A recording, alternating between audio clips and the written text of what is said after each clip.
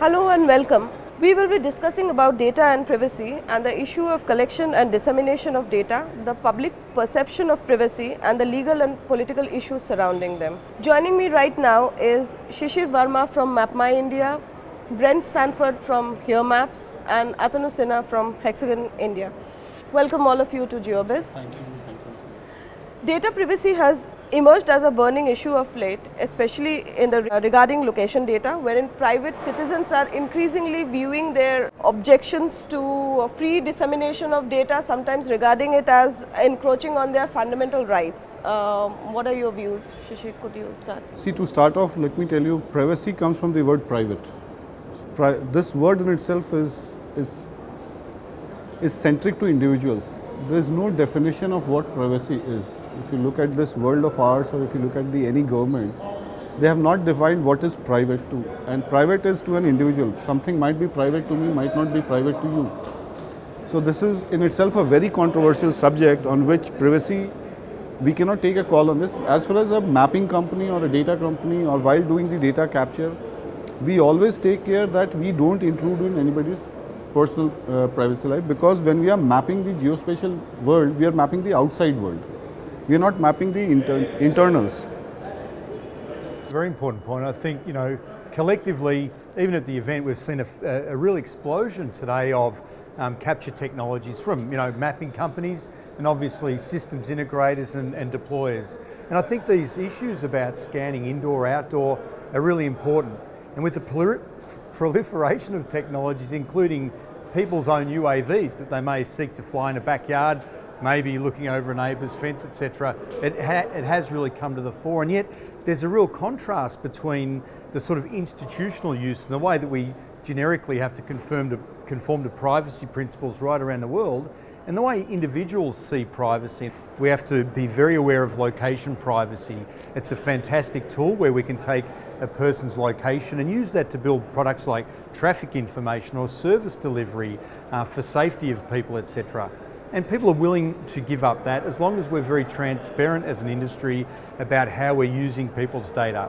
Obviously, we have to conform with the data privacy legislations around the world. For us, it's a 196 country battle every day about making sure we're across all of the legal issues, but then really understanding from a transparency perspective what people choose to provide to us and how we can then use that to best provide services. It's a contentious issue, it's a debatable issue.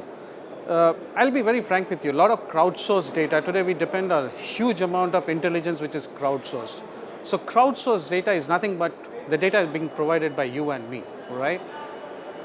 Is that data being utilized for locating me as an individual, or is it for a general awareness of giving intelligence to take a decision for that particular thing? See, and what he said correctly is how we are aggregating this data together to make an awareness and decision. I'll be very frank with you, we see Google Maps we've been using, everybody does that. You see red, orange, different kind of legends that comes up based on the traffic. Now, what's that data is all about?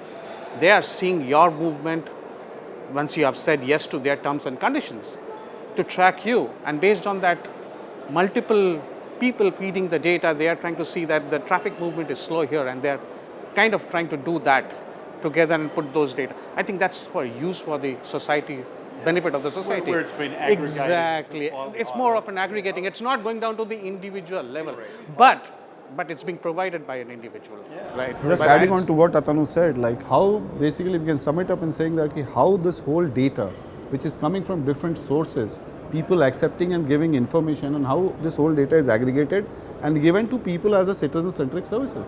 It could be an emergency response service where we are trying to help people out. Even in that traffic example, it's a very good example. The aggregation of that information to an abstract level that can really assist not only in the provision of traffic, dynamic traffic or predictive traffic, in understanding origin-destination journey pairs, so we can understand how to best utilise our limited infrastructure, the road freeways, and where we need to invest in more public transit for a great use of data that may otherwise be constructed or construed as being private. Now, if you took that information and said, okay, we've got your information and we know you were speeding, then naturally, that would be an intrusion of our privacy. And I think, we're critically aware of that in the spatial industry. I think we're being challenged around the periphery by new market entrants that may be, crowdsourced or maybe very innovative startups that may not yet have to comply with the sort of overarching legal policies and drivers that we have to within the industry. Everybody has a different view. So frankly speaking, if you see from a privacy perspective of having a policy, it's not. It can only be regulated to a certain extent, but you cannot have a policy because it depends on its application. Yeah, and nothing's static too. And I think today we will continue to see with the rapid explosion of new technologies, new opportunities in the market, particularly in the spatial market, of course, where there's an evolution to M2M, so machine to machine. And we now have computable cartography, and so the spatial elements there will have to continue to be tested in courts of law with regulation, legislation, policy, and also, of course, the industry's own response to respond to the emerging technologies and obviously the very different changing needs of consumers. Like for instance, Street View in West is blurred in Germany. It started with Germany, I guess. So, I mean, in my view, that is a balanced, fair enough way of looking at it, rather than putting real like your face, your car, your like everything on Fine. Suppose a real view is this on the road. There are two houses on both the sides, and there are vehicles parked there. Okay, you can blur the registration numbers, but obviously there's a road. Cars have to be there. Today, if I don't like something, I will say it is private to me, please. So it is also situation driven, person driven, and a subject which has very great, very wide boundaries. The boundaries cannot be fixed.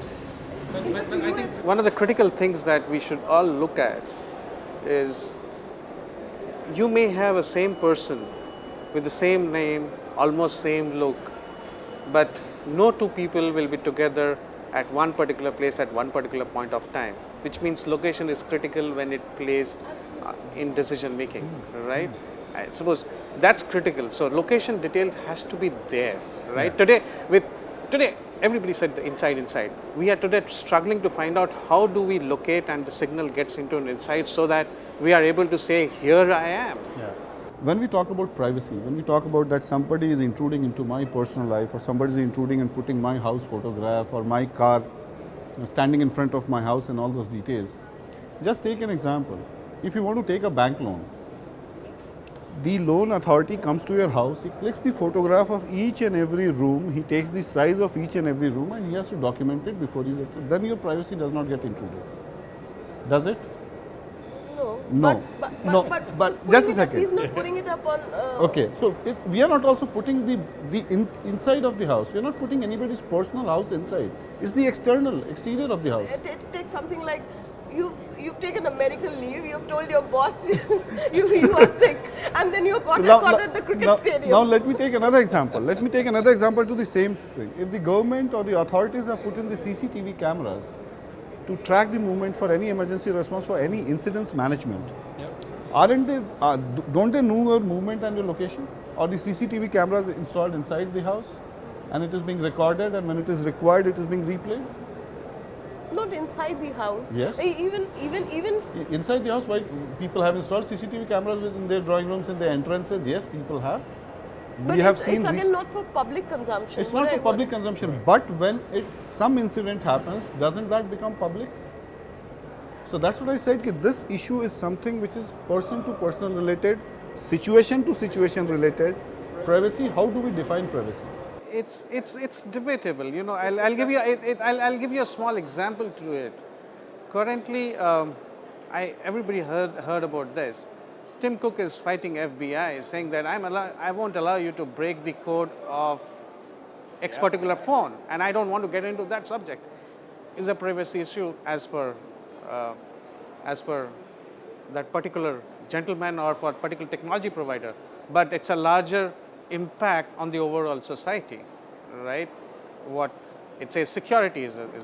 But the way that we're now connecting more and more devices spatially, the Internet of Things, smart cities, connected car environment, is such that there will be an explosion of data. So, currently, from a mapping perspective, we're taking over 100 billion probe data points a month globally. Once we become sensor driven, and we see the little tile apps for tracking your keys, and we're really just at the cusp of this rapid explosion of connected technologies that do all have the spatial element as a fundamental tenet of what they're doing. And so you can imagine now the opportunity to combine data through deep learning, real deep insight into data analytics.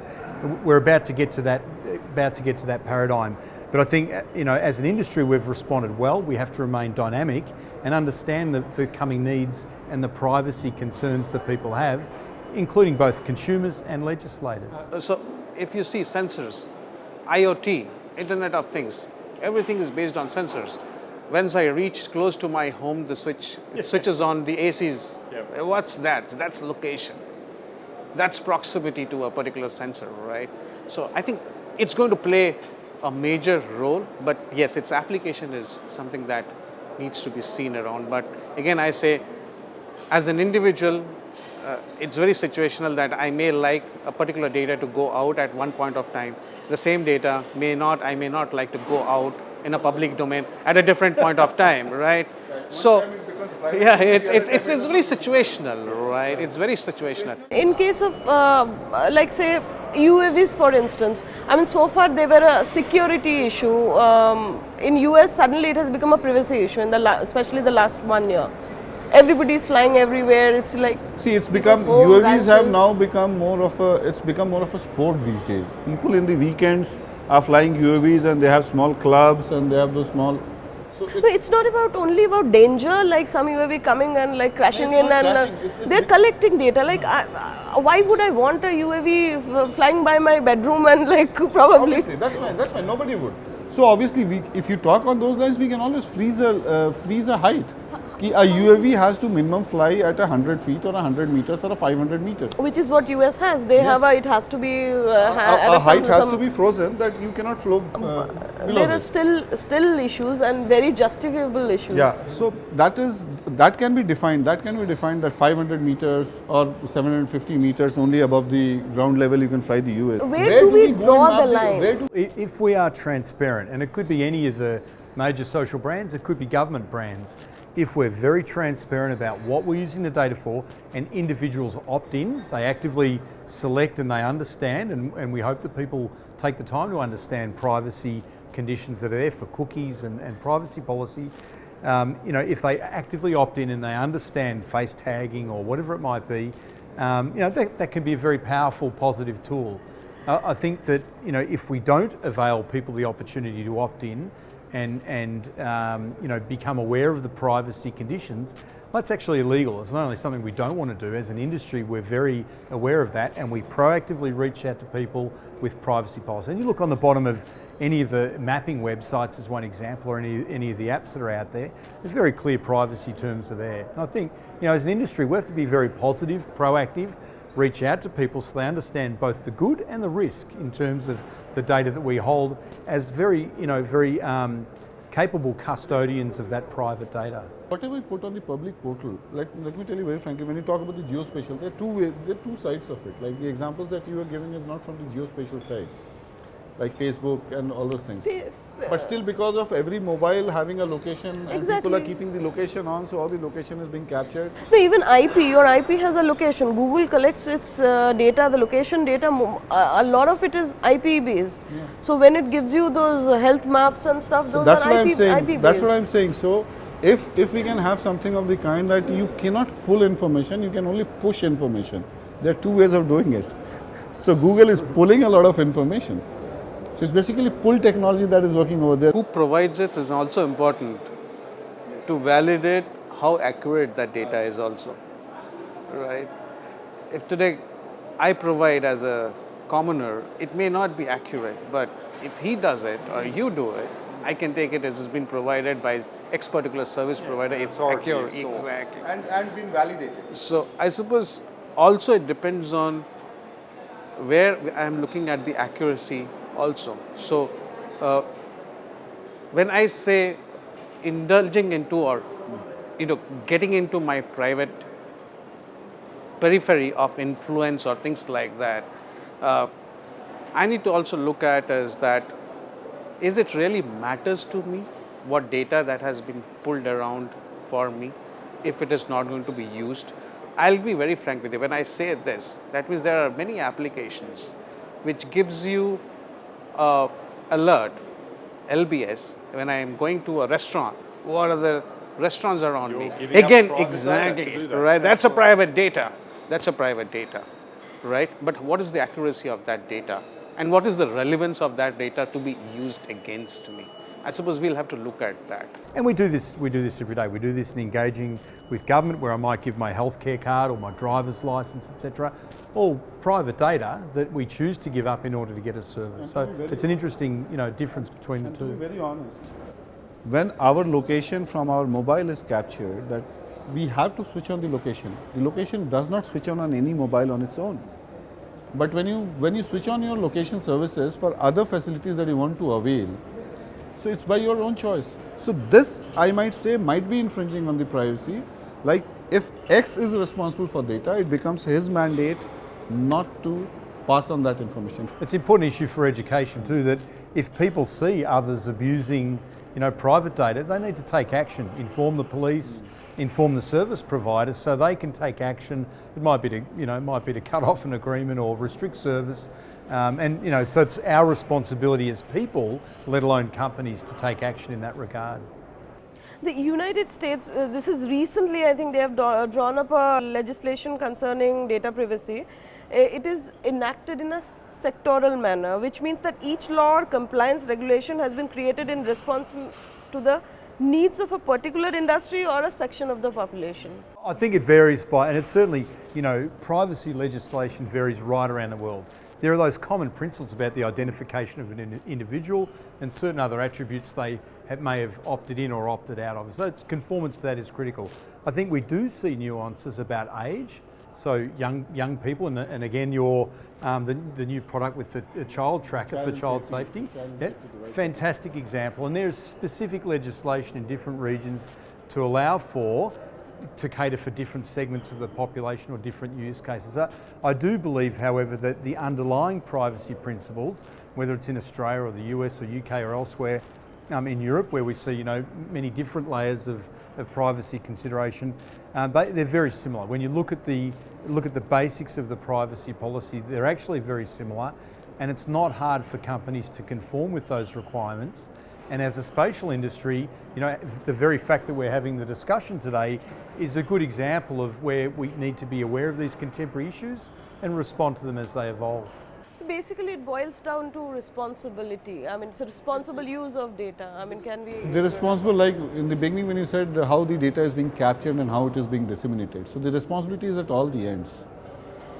From who's collecting, who's holding, who's putting it on the public things for public viewing, and who's consuming it in what way. Well, I think we have to be aware of security, and data security comes up again and again. I mentioned a credit card example before, where lists of credit cards are put out on the internet, security is again a fundamental tenet of the privacy consideration, because if you could download reams of data, and by analysing data and potentially combining what would otherwise be private data, you can deduce certain things about individuals that is again against what the privacy laws, legislation, policy, regulation, company policy would want individuals to be able to do. No, I just think that, look, it's an information at the end of the day.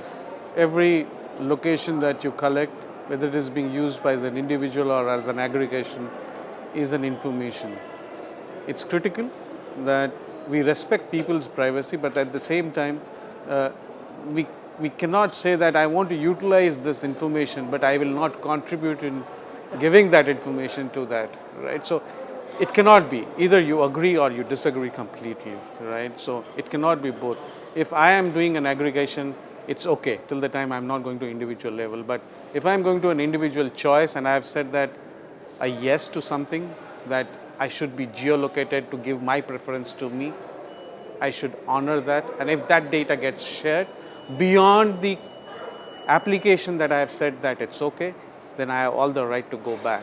But there needs to be a regulation. And I suppose more than regulation, I suppose every data collection agencies that they are doing, or every application, they also have a disclaimer coming along with that, that they will try to protect, but we also know every credit card company says that they will protect your data, but it comes up.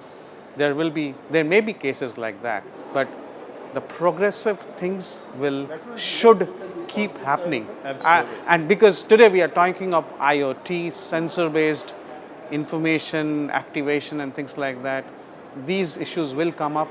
We'll have to tackle it intelligently. Yeah, tomorrow we are talking about driverless cars. How does these cars move? How will these cars run? You were talking about connected cars. Yeah, I'm talking about cars which are without the drivers. The cars can drive you through on their own. This is totally based on data, right? And it's not an issue that's isolated in the geospatial sector. Obviously, e-health, online health records, service delivery, any industry you name today, and credit card would be another. There are good things happening. With the good things, there will be certain issues which will come up.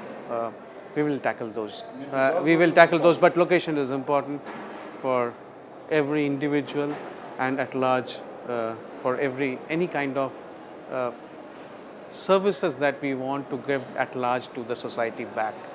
Okay, so to wrap it up, I would say in a world which is increasingly moving towards IoT, automated world, these issues will keep on coming. As data gets bigger and bigger, and from encryption to bigger and bigger, and content-wise richer and richer. And it's all about responsible data dissemination and usage, and there is still a lot to watch out for. Thanks a lot. Thank you. Thank you so much.